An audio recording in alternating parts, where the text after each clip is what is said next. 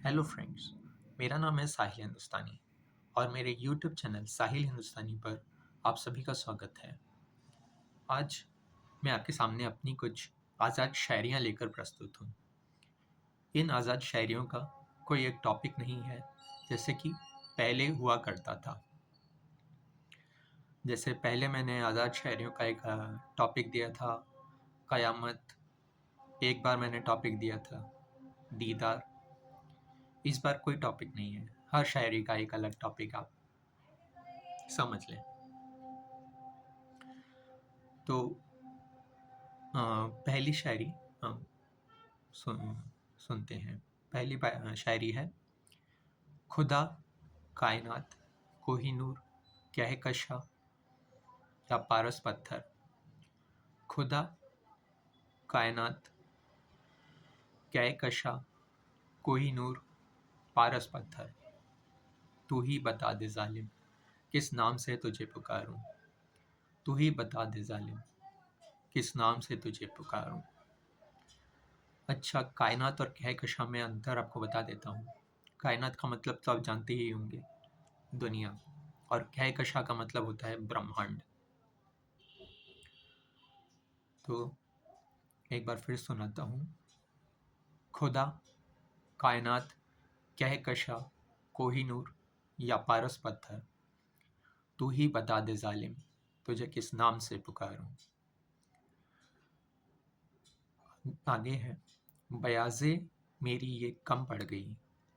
बयाज यानी कि कविता या गज़ल लिखने की डायरी, और बयाज़े उसका प्लूरल। तो ये शायरी है, बयाज़े मेरी कम पड़ गई गज़ल लिखते लिखते। हर रोज़ वो जालिम एक नई अदा जो दिखाता है।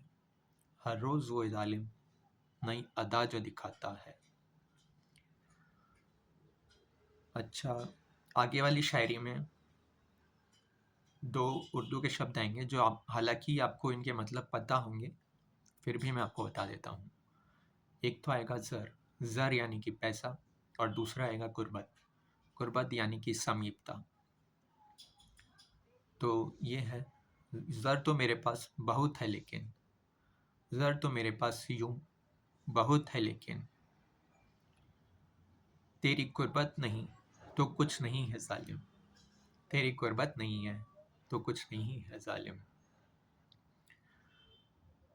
आज की ये परस्तिश मेरी रह गई अधूरी। आज की ये परस्तिश मेरी रह गई अधूरी। उस जालिम का नाम मेरे लबों पर जो नहीं था। उस जालिम का नाम मेरे लबों पर जो नहीं था। अच्छा, आगे है, जब से तुम आई हो आगोश में, जब से तुम आई हो आगोश में, उस चांद को देखने की अब इच्छा नहीं होती। जब से तुम आई हो आगोश में, उस चांद को अब देखने की इच्छा नहीं होती। ये कैसी नखत, नखत या निखत का मतलब होता है खुशबू।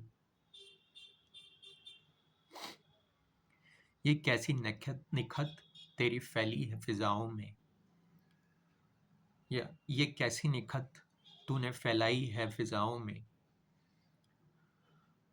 कि खुद ब खुद ये कदम तेरी ओर चल चल पड़े हैं। कि खुद ब खुद ये कदम तेरी ओर चल पड़े हैं। अच्छा, अगले में रफ़ाकत शब्द आएगा। रफ़ाकत यानी कि दोस्ती, या रफ़ाकत यानी कि दोस्ती। तो ये है, ये कैसी, माफ़ कीजिएगा, रफ़ाकत नहीं, मधोशी आएगा। ये कैसी मधोशी रखती हो तुम आँखों में। ये कैसी मधोशी तुम रखती हो आँखों में। ज़ाहिद भी शराबी होने लगते हैं। ज़ाहिद यानी कि जो शराब ना पिए। ये कैसी मधोशी तुम रखती हो आँखों में।